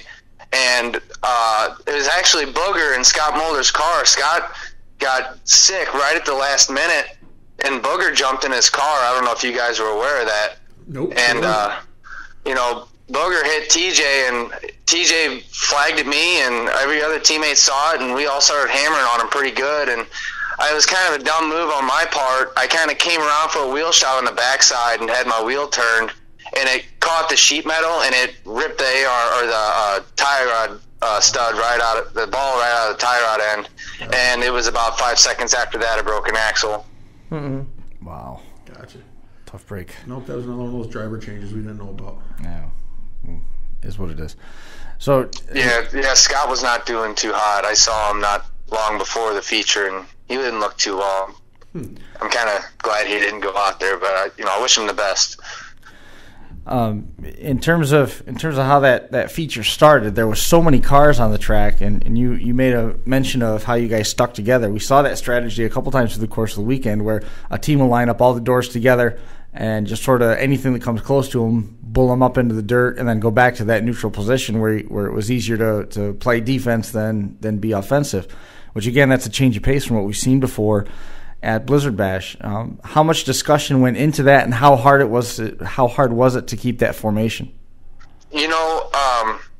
All 4 of us ran Bash for Cash together, and all 4 of us were in the feature at Bash for Cash. And Nick wheeled his down to 8th at Bash for Cash. TJ got 10th. I was about 12th, and John was about middle of the field. So we got a real good amount of practice driving together out there at Bash for Cash. And we just brought it right back to Blizzard Bash. It was almost like we picked up right where we left off. We just kind of work 2 of us kind of work on one car, another 2 kind of work on another car, and we're not even really hardly looking at the car we're working over. We're looking at each other to see who's getting blasted by who, or who's getting hung up, and it seems to be a real good formula we got going on. And you said something that was something very important to listen to. He was looking at other teammates to see who was getting hit and who was getting hung up. Mm-hmm. Yeah, we see some teams that weren't doing that. Then who was hitting who? Yeah. But that heads-up driving and being able to get your teammates off so that you can keep numbers, it keeps the odds of getting numbers on your side. It's so important. Correct. In terms of Capital City Carnage, you said you're not going there. Are you going to try and maintain the same schedule for next year? Or? Oh, not at all. Like I said, I got a lot of home projects, and I'm actually going to do a little bit of R&D on some derby stuff that I need to sit down and spend some time on some of these ideas I got instead of slapping the stuff together. I'm still, even that car that ran is just one Blizzard Bash. I built that one out here in the rocks, outside in the weather. I didn't build anything in a shop. So, and I started on that car in August, and probably the last month and a half, I spent at least 5 days a week working on it, and there was only 3 of those days that I had help. I built that entire car myself. Oh, that's crazy. That does not sound appealing. No, there's a reason I'm taking a long break. Absolutely. Well, you've certainly earned it. If you don't run again until next November, I don't think anybody would blame you. Nope. Well, yeah, I got a tempo that I really like to run in a stock class here locally, and I got a couple pre-rans I might put together, but, just to get me through for the year, just to scratch that itch, but that'd be about it. Yeah, I don't blame you. Is there anybody? I know you said that it was a yeoman effort. You spent a lot of time on that car alone, but you were surrounded by a bunch of good guys. Anybody that you wanted to make mention of that helped get the team to the track and make sure you guys were out there being competitive? Oh yeah, first and foremost, I got to thank my wife. She kept food on the table and clothes washed. I wouldn't be able to do this without her. Undoubtedly, I would be a complete mess. My teammate Nick, he floated me a couple parts. He helped me when I was in a real big pinch. Same with John. We've been working on each other's stuff here and there. He did strip that car for me. I guess I do have to give him credit for that. And TJ, he really stacked his schedule this year. He ran Wicked Team Show month before Blizzard Bash in the semi-stock teams. Mm-hmm. And, we didn't really help each other too much, but, we always got each other's backs. We were both working on each other's stuff at the track the whole time. It's good to have a tight team. I mean, with the amount of time you guys spent together in that practice at Bash for Cash certainly didn't hurt you at all. It showed. Right. You guys were familiar with each other. Absolutely. Yep. Well, man, I appreciate it. I hope everything goes well with the winter projects, getting that new shop put together. It'll be nice to hear about what you're dragging in there so that you can get going for the beginning parts of 2018. And I certainly hope you guys are ready when you come back to defend that championship. You're going to come in as a targeted crew. Oh, we're ready. We're ready. We're ready for the target. Just a little bit more of a challenge next time. Sounds good to me. Well, Tony, I appreciate you hanging in there with us. I know, like I said, we're late, but it's nothing personal. Good. Oh, I understand. Thanks for having me on. For sure, man. Take care. Bye. Yep. Bye. There goes Tony Brellinger, and I promised him that I would keep it civil, as long as he didn't go anything into the St. Louis Blues. I wouldn't bring up anything about the Blackhawks. So I'm going to stay true to that. I'm not going to say go Blackhawks. I'm not going to rub in the Blackhawks stuff about hockey. I'm not going to bring up Dana being a St. Louis fan, and I'm not going to bring up the fact that, everything he's bringing up now. Yeah, I'm not going to go there. Not going to go there. Now that he's off the phone, I felt that it was safe. So where do we go from here? We should probably do this stuff, because we haven't yet, and we're already an hour and a half in. Napa Winter Slam, it's full. If you want to be part of it, you're going to be watching from the sidelines. Full-size class, no wagons, 35-car max, $2,000 to win, $1,350 for second, $750 for third. They're paying back through the top 10 in all of their classes. The 80s chain class, 35 cars max, $1,000 to win. I hear perhaps Colt Newhofen is going to be back in that class, going for his 6th straight, if you can believe that. He's won 5 thus far. $1,000 to win, $750 for second, $400 for third. Light build trucks, 35 cars max, $1,000 to win, $600 for second, $300 for third. Same thing for the compacts. They call it the mid-size class, 108 inches and under, 35 max, $1,000 to win, $600 for second, $300 for third. Each class has a heavy hitter award, $300 and a trophy. Best paint and a plaque, longest tow, $100, and the second longest goes to second longest gets $75. Best Western Mankato has rooms available for like the next day. It's going to be sold out just as fast as Winter Slam was. $99 for a double, $109 for poolside. Make sure you tell them that you're with the Winter Derby. If you have rules questions, get a hold of Randy Wasowski or Jeremy Ertman, 507-327-1944 or 507-525-4290. Winter Slam. Napa Winter Slam in St. Peter, Minnesota, February the 10th, 2018. Same day. very different part of the country. The Florida Southern National Showdown is scheduled at the Hernando County Fairgrounds, 6436 Broad Street, Brooksville, Florida. Tickets and event info is online, HernandoFairgrounds.com. The Florida Southern National Showdown is a two-man team derby. There's going to be 20 teams from all over the nation competing, and when we say from all over, we mean it. The crew from California is going to be represented, Utah is going to be represented, Upper Midwest is going to be represented. Everybody is going to be at that show in February, and when you think about it, you are going to be forced to pick, because Winter Slam's full, and we've seen what kind of driving goes on up there, and then the Florida Southern Nationals are going to be stacked. So it's going to be a busy day of Demolition Derby. One of them is going to be fun in the sun, and one of them we hope we can see the sun at all. That's not true. We were out there last year, and it was like 45 today. The show was beautiful. I talked to Jeremy Ertman, and he said that it is increasingly likely that there will be black streaks on the track at Winter Slam because the ground will be frozen so solid. It's like you're not talking me into this. That's not what you want. I don't think that's the message that you're trying to convey. That's funny. So, Chris, what did you think of Blizzard Bash 2017? I thought that it was really, really good. I've given my opinion a couple times on the show. I mean, the effort that Candace put in to put the show together was fantastic. We had a great opportunity to work with Chris Grainer. Had a couple great meetings with him through the course of the week. Tony, who worked with us as a director, got to learn a little bit more about how we work and what we do, and I think that opened us up to get in a little bit more of a role and a rhythm through the course of the week. Josh down on the track, he's always money on the track, and I love Blizzard Bash for that reason, because he's out of my hair for 4 days. And oh my goodness. But they did a couple great tributes to Sam and recognizing his contributions to Demolition Derby. Had a chance to interview him up in the booth on the live stream with Derby Nation.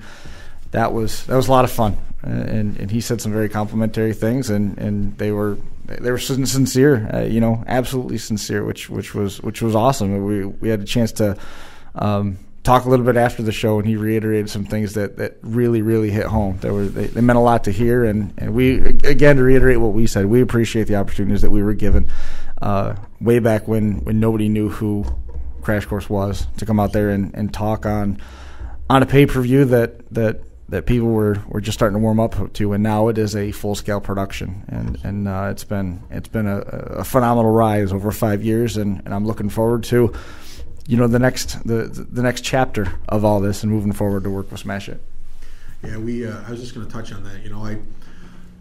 As I said on the show, we're blessed in that we've become pretty good friends with a lot of the drivers and stuff. And I was telling them over the weekend, and if you're a driver and you're considering going to Blizzard Bash, or want to get into Blizzard Bash, or however you want to say it, I only expect Blizzard Bash to get bigger and better. We've had an association with Tim and Russ for I think 3 or 4 years. I think from the fourth year, we've had an association with them, and the two things that I can say, and without any hesitation, is that they are about drivers, and they are about their word, and I don't think you can ask for anything more for promoters. So, I mean, if you have any concerns, if you have anything you'd like to see change, get a hold of Tim and Russ. They had a suggestion box at the show, so people could drop in suggestions and ideas. I talked to them about a couple different things that, I just come up with as I was thinking. And please tell me you didn't bring up combine derbies. No, I want to wait till another time to talk to them about that. Just generally, don't. But I mean, I really feel these are the two guys that can continue to help this show grow. And it's not just the two guys. I mean, they have an incredible crew. Fatty, who's Tim and Russ's nephew, he puts a ton of time and energy into the Smash It shows. Toby Hiley, who is is one of the best derby drivers and builders in America, who's in their tech line. I've never seen this group of inspectors be disrespectful to drivers, and Ben's been around more of the Smash It shows than I have. I mean, I was part of the inspection crew and it Bash for Cash the 1 year, and I've never, if they catch something they'll help you fix it to where you can run it, is what I've seen. And unfortunately, some things can't be fixed. But I mean, if there's a way to fix it, they will come up and they will help you. They'll give you the ideas and what to work on. And I just really truly feel that Blizzard Bash is only going to continue to grow and get better. And I think there's some huge things on the horizon. So hopefully we can help it to continue to grow, and it'll be beneficial for the Derby world. Well, we got Tim on the line, and Tim Clark from Smash It. We're not going to ask you anything that's going to make Russ mad at you. I'll tell you that right off the bat. Is that fair? That's fair. Okay. So how's Blizzard Bash from your perspective? It was awesome. I mean, the fans, the car builders, everything. It was the best show in 2017. It was one of the best shows I've ever seen. Absolutely. And now you're the steward of this and have to steer this in the direction forward.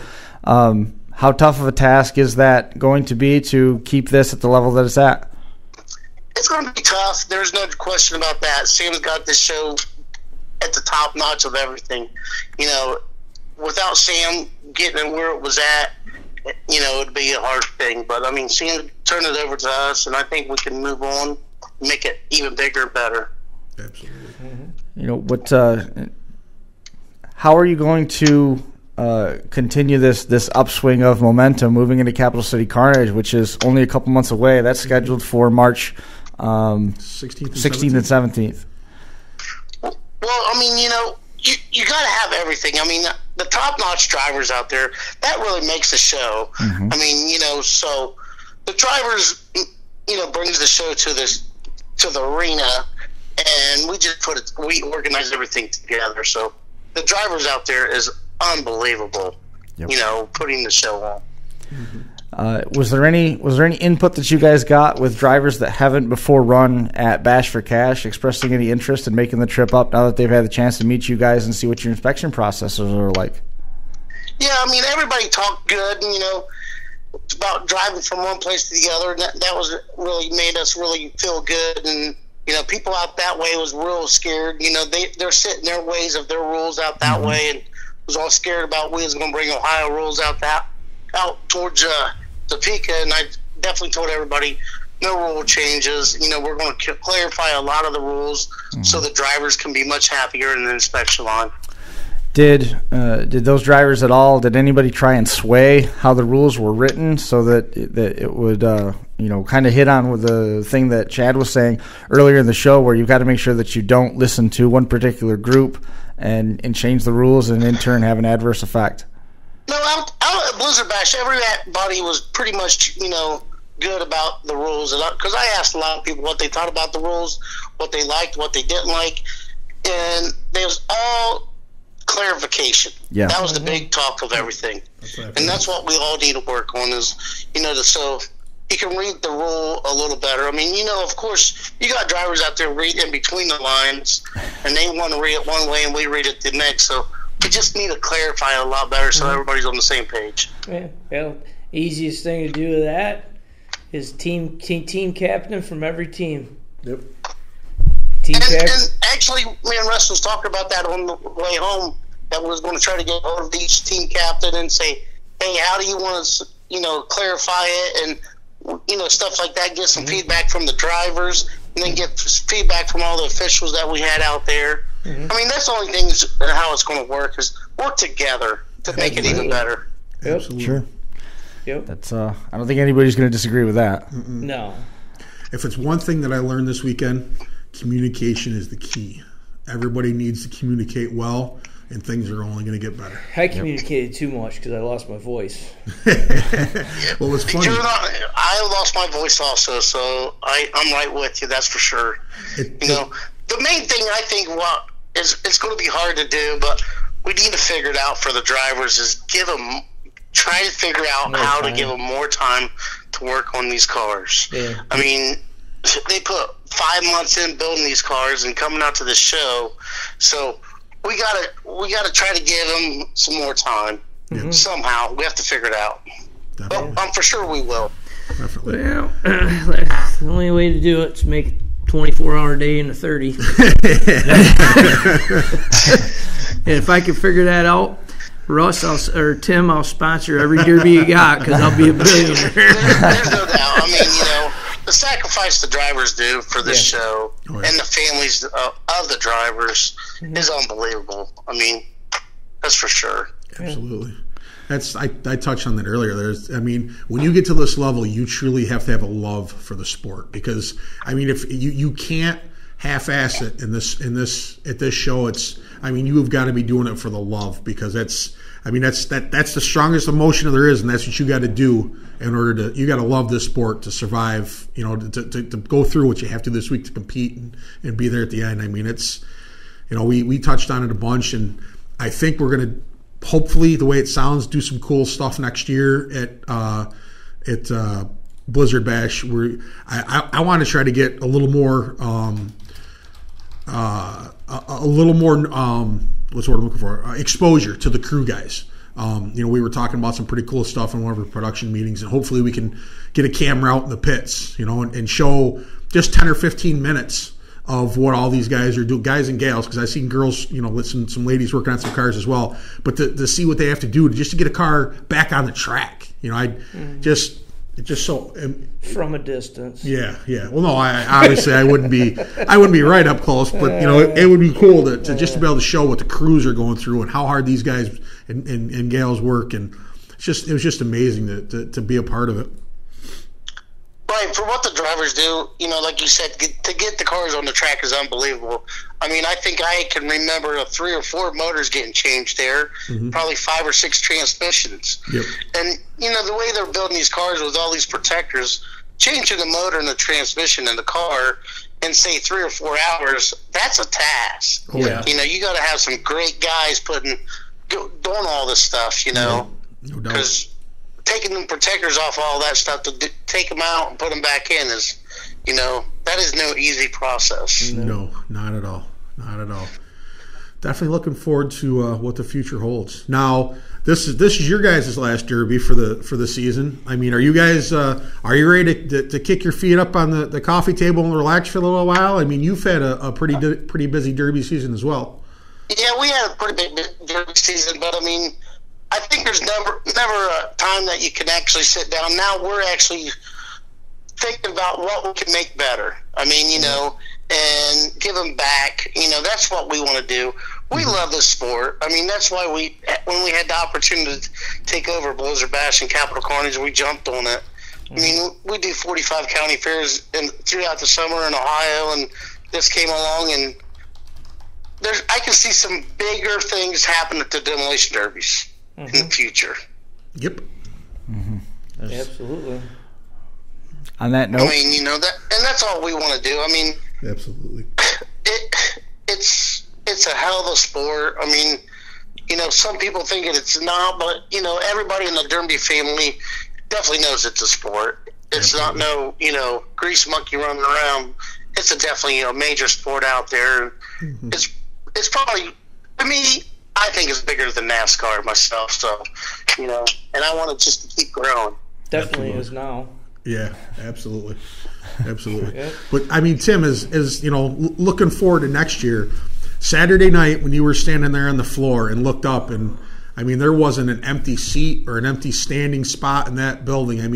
That's got to give you a pretty good feeling going forward, knowing that you have such support out there. Yeah, Blizzard Bash always had good support. Like I said, Sam's made this show the top-notch show, and it's the drivers. The drivers out there that hold their card to the floor. There's no sandbagging at Blizzard Bash. And that's what fans want to see is the major hits. And that's why you get 10, 12,000 people come to watch that thing because how they drive. Yep. So, you got to have the drivers to get the fan base, but you have to have the fans to get the drivers. So it all works together. Absolutely. And from you guys, from Crash Course, you gotta have you gotta have the whole total package to make this show what it is. It's just not one person, and it's everybody. There's definitely teamwork.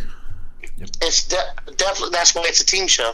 Yep. That's right. A lot of teamwork for that, buddy.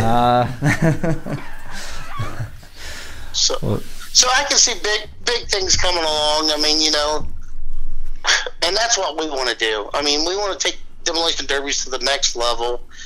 And I will say this: in the next couple of years, there's going to be big things for demolition derbies. Mm-hmm. Yeah, I heard Russ say that same thing. I'm looking forward to see it. When Russ says it, it scares me. Yeah, when Tim says it, it's Tim. Sometimes we've talked about this. Tim is definitely the excited one, but when Russ looks you in the eye and says big things are coming in a couple of years, it's it's awesome. Well, I was just going to say that when Tim says it scares Russ. And Tim, how good was it to have Russ back at running the show with you? I mean, how good did that feel? It felt great. I mean, Russ is my right hand man. He's my best buddy. So without Russ, I mean, it's hard to do. Mm-hmm. I mean, I've already seen that this year. I mean, having him there made me feel really good. Yeah. That's for sure. Yeah. Now, I've heard stories about maybe just you two alone in the garage. Sometimes you guys aren't exactly best buddies. Is there any truth to that? Or well, that was a couple years ago. I mean, we used to when we first started, and we was trying to come up with the rules and stuff like that. We've had some knockout, drag out fights, but I think we get too old to do that now. So we just talk about it now. But you know what? That goes back to love and passion right there. You guys both have the love and the passion for the sport. I mean, so. That's awesome. Now I'm trying to just leave the rules up to Russ, let him handle that, but so we don't fight about it no more.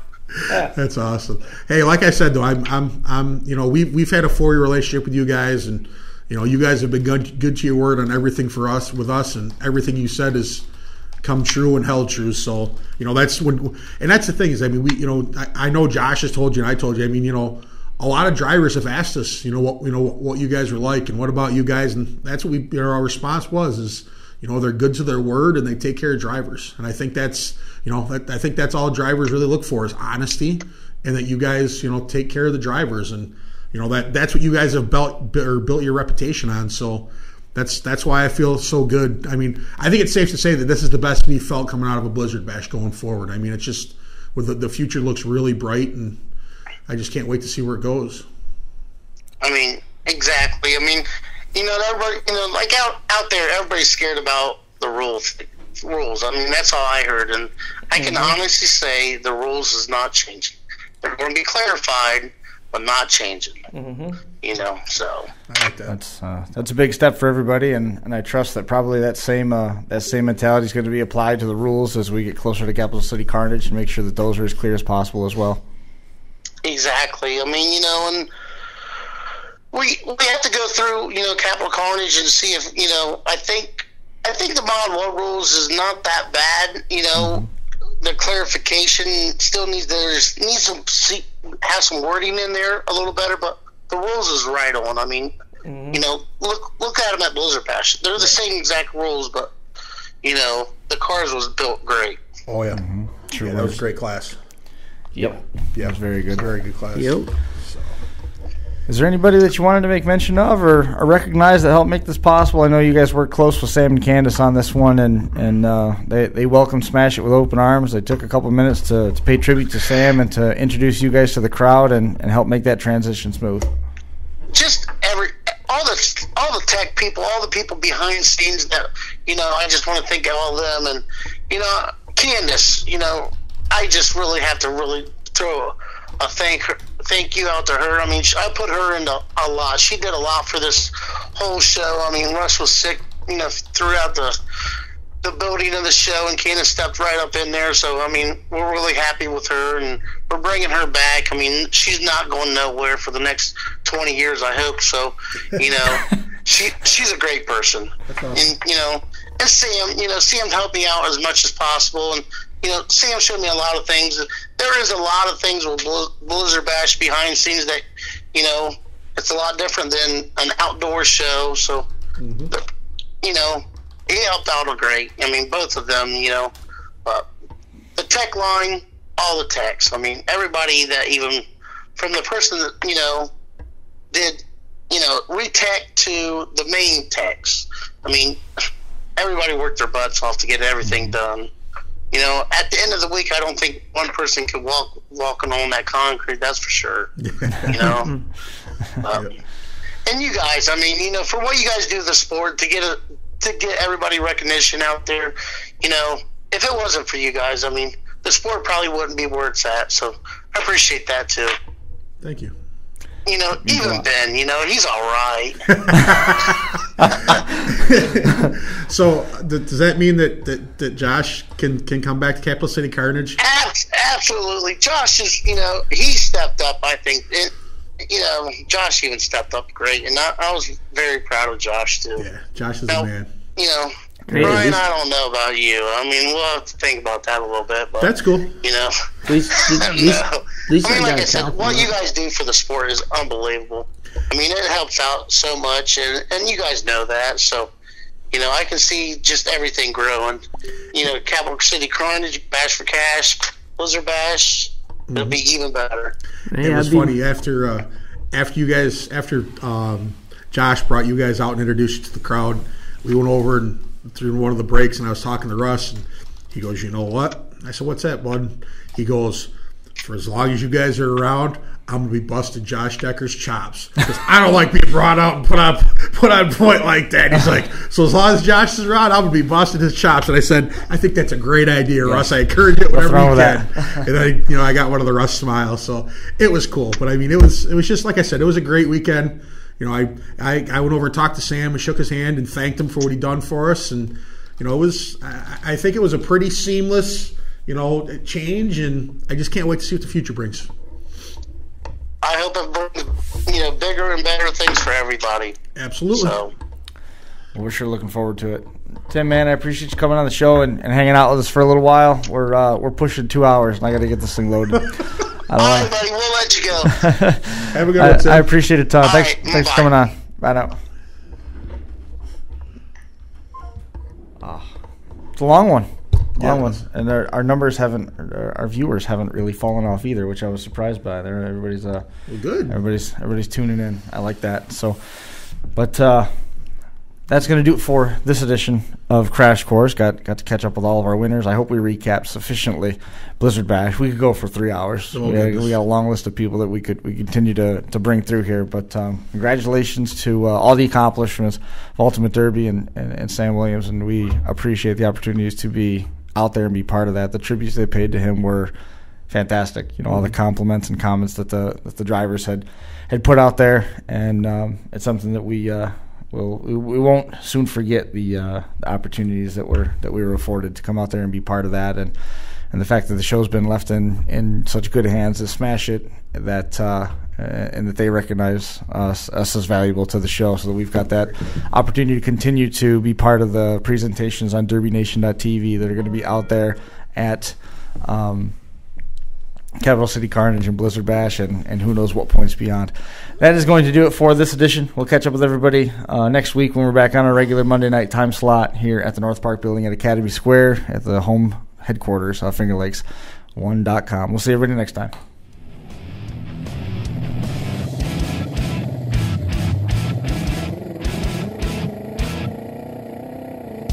The Crash Course Live is presented by Smash It Demolition Derby, who host Bash for Cash, Blizzard Bash, and Capital City Carnage. Online at SmashItDerby.com. And Stirring Dirt Racing, host of May Mania's team show at the Golden Spike Arena in Ogden, Utah. Online at StirringDirtRacing.com. Reckless Abandon Derby Apparel, and Derby Inc. Magazine. This is the Crash Course Demolition Derby podcast, recorded live at the FingerLakes1.com studios in downtown Seneca Falls, New York.